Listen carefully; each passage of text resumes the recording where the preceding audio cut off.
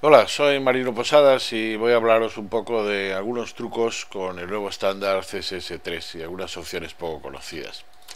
El estándar CSS3 no es en realidad un único documento, es de hecho un conjunto de especificaciones.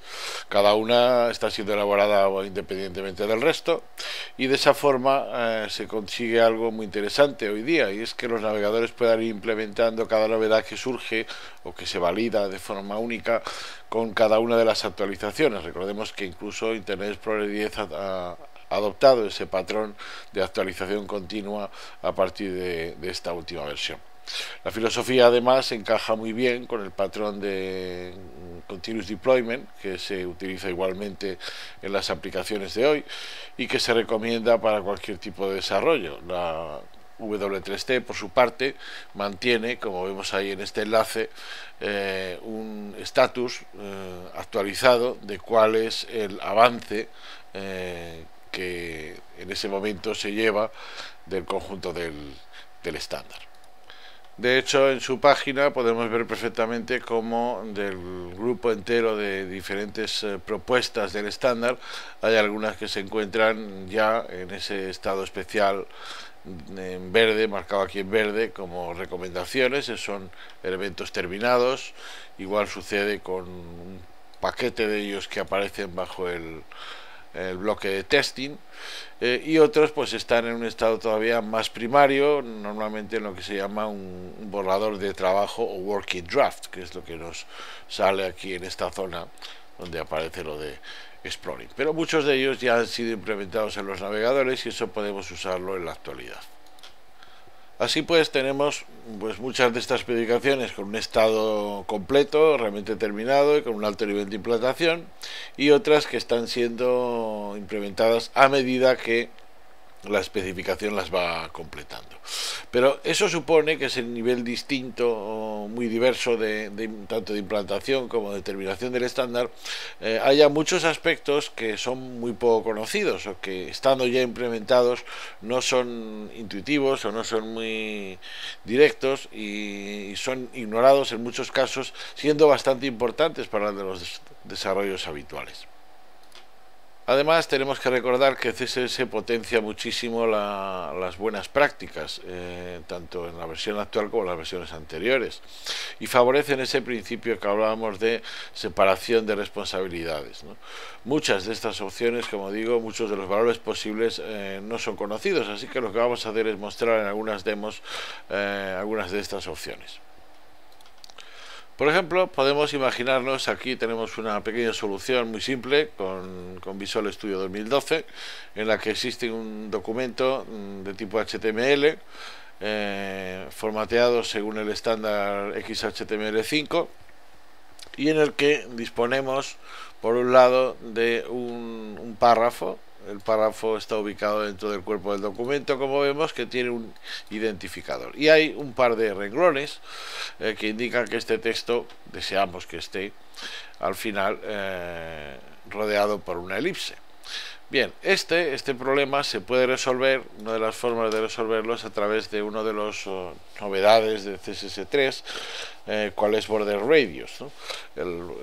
Acoplar un radio al borde. No obstante, esto tiene un efecto colateral e indeseable si lo que hacemos nosotros es asignar, como puede ser en este caso, un valor fijo. No porque no funcione, sino por la forma en que lo hace. Si nosotros visualizamos en el explorador este código, pues vemos que efectivamente no es una elipse lo que obtenemos realmente, sino que de hecho cuando nosotros hacemos más pequeño el navegador, vamos a ver que la forma que hasta ese punto se mantiene llega a un punto en que se convierte de hecho en un círculo. Esto podría ser, en muchos casos podría no ser lo que nosotros esperamos en cuanto al comportamiento.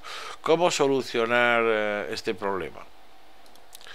Bueno, pues hay una solución muy sencilla, que es modificar estos valores que hemos establecido en cuanto a longitudes fijas por porcentajes. Por ejemplo, indicándole que lo que queremos es que nos dé en cada uno de los dos lados el 50% de la superficie disponible.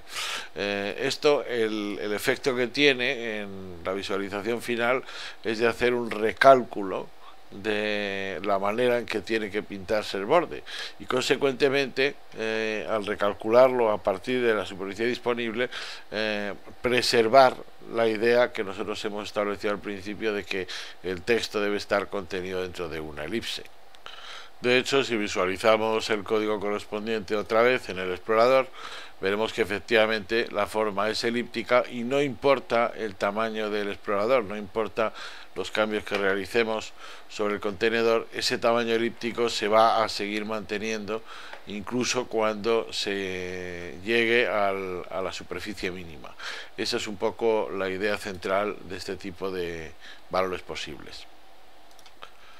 Otra opción muy habitual que podemos encontrarnos es con la necesidad de establecer o de jugar de alguna forma con la presentación de un elemento respecto al borde que lo contiene.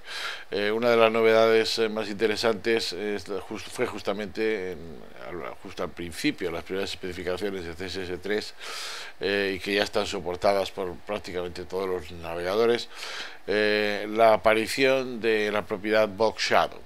Box Shadow permite establecer una sombra, de modo que crea esa ilusión de 3 dimensiones.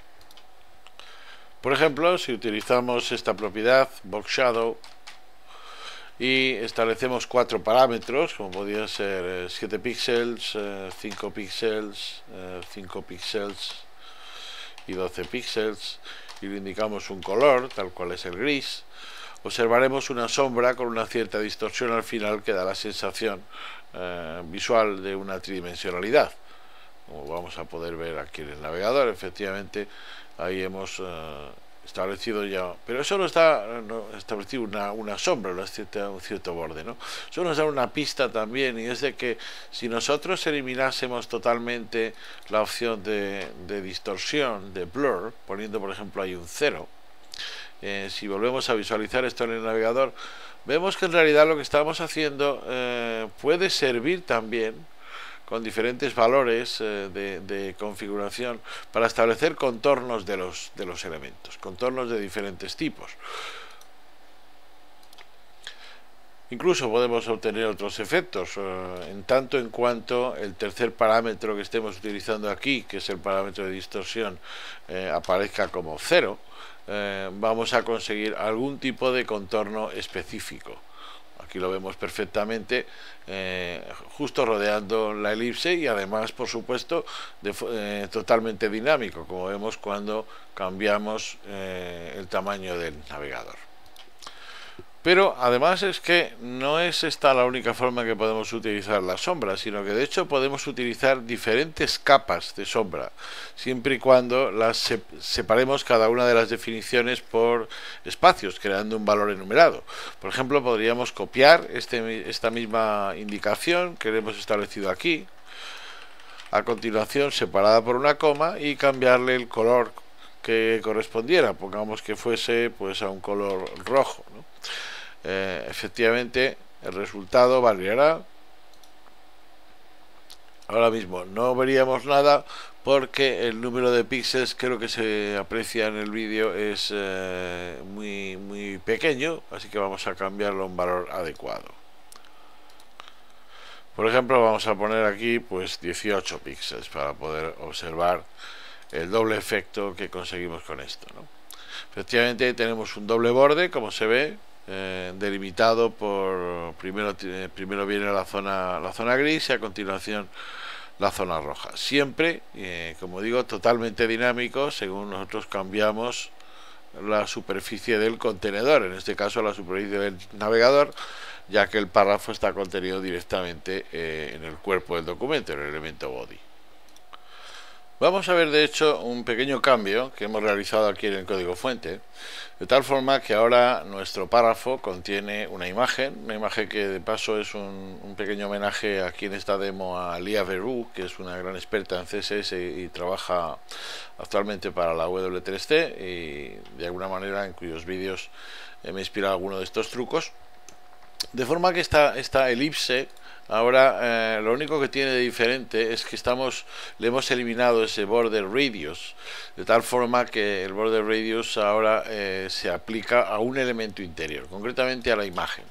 El efecto que este borde tiene sobre la propia imagen en realidad va a ser, de hecho es un efecto de recorte, sin que para eso eliminemos los efectos anteriores que hemos conseguido forzando una especie de cuadro o de marco del contenido que nosotros teníamos, de tal manera que si usamos esta nueva etiqueta para marcar la imagen que se encuentre dentro de un elemento elipse, la salida en Internet Explorer es como sigue, como podemos ver, ¿no? Tenemos una especie de clip que nos ha hecho sobre la imagen evidentemente es cuadrada, eso lo podemos ver desde el propio Visual Studio, como se está viendo ahora ahí al poner el cursor encima de la propia imagen. Sin embargo, nuestro border radius está redondeándolo de forma que nos ofrece un aspecto adecuado sin perder por ello, como vemos, además la flexibilidad a la hora de modificar el tamaño del navegador y por lo tanto permitiendo que se vea correctamente en diferentes dispositivos.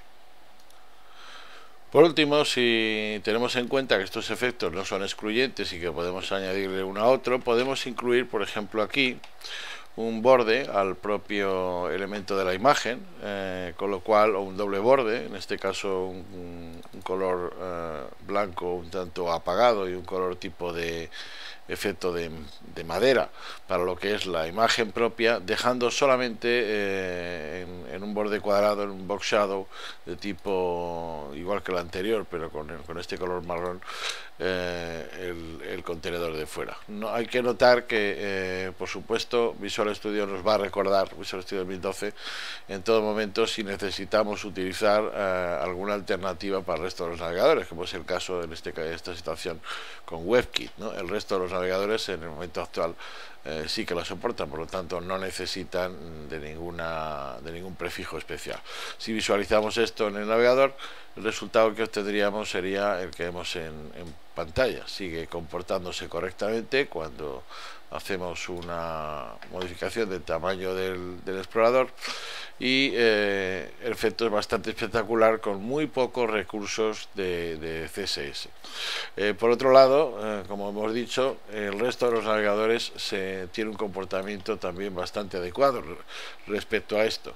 Por ejemplo, si visualizamos en Firefox, pues vemos que efectivamente la salida es idéntica a la anterior y lo mismo sucede cuando lo hacemos con Google Chrome gracias a ese prefijo especial que hemos indicado antes, como podemos ver también en pantalla en este momento. Por tanto, muchos trucos posibles dentro de CSS. Terminamos aquí este vídeo y continuaremos con otras opciones interesantes relacionadas con CSS3. Así pues, muchas gracias y espero que os haya gustado este primer vídeo de introducción.